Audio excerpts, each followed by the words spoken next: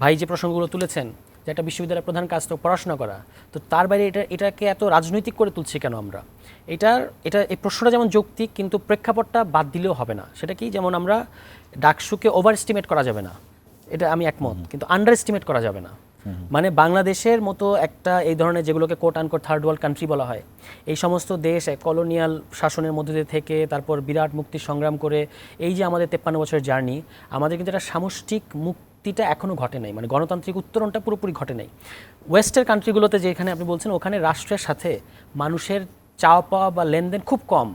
মানুষ সবই, মানে মানুষের ওই রাষ্ট্রের কাছে রাষ্ট্র কী করতেছে ওটা মানুষের অত খুব বড় বড় এক্সেপশনাল ঘটনা না ঘটলে মানুষ আসলে বাজার থেকে, মানুষ আসলে নিজের, মানে ওখানে ব্যক্তি সত্তাটা অনেক বড় হয়ে উঠেছে। কিন্তু আমাদের এখানে যেহেতু এখানে যেটাকে গণতান্ত্রিক স্টেট বলা হয়, এটা এখনো হয় নাই, বিপুল সংখ্যক মানুষ এখনো মানে মুক্তির নিচে আছে, মানে যে তার যে বেসিক যে সামগ্রিক যে বেসিক যে মানে ফ্রিডমের যে ব্যাপারটা, এটা এখনো আপনি অ্যাচিভ করতে পারেন না। পুঁজি করা রাজনৈতিক দল হ্যাঁ, না করতে পারার কারণে আপনি দেখবেন আমাদের দেশের ইতিহাসটা কিন্তু অদ্ভুত। মানে যদি গত 70 বছর ইতিহাসটা আপনি দেখেন, যে এখানে কিন্তু এই দেশের যতটুকু অর্জন, রাজনৈতিক দলগুলো কিন্তু সেখানে নেতৃত্ব দিচ্ছে না। মানে তারা আছে, তাদেরকে অস্বীকার করা যাবে না, নেতৃত্বটা আসছে ছাত্রদের দিক থেকে। কেন?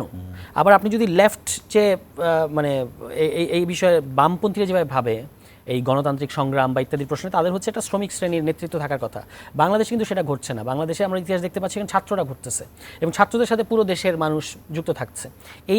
এই যে এখনকার যে আপনার 7 জানুয়ারির আগে বিএনপি নেতৃত্বে যে বিরোধী দলগুলোর আন্দোলন, সেখানে তো ওই সময় মানুষ আওয়ামী লীগের উপর বিরক্ত ছিল বা আওয়ামী লীগের উপর ক্ষুব্ধ ছিল, কিন্তু মানুষ কিন্তু রাজনৈতিক দলের ডাকে সাড়া দেয় নাই।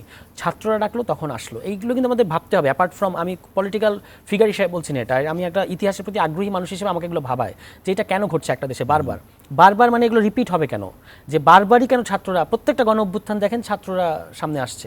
এই জায়গা থেকেই ঢাকা বিশ্ববিদ্যালয়ের রাজনৈতিক গুরুত্ব আপনি অস্বীকার করতে পারেন না।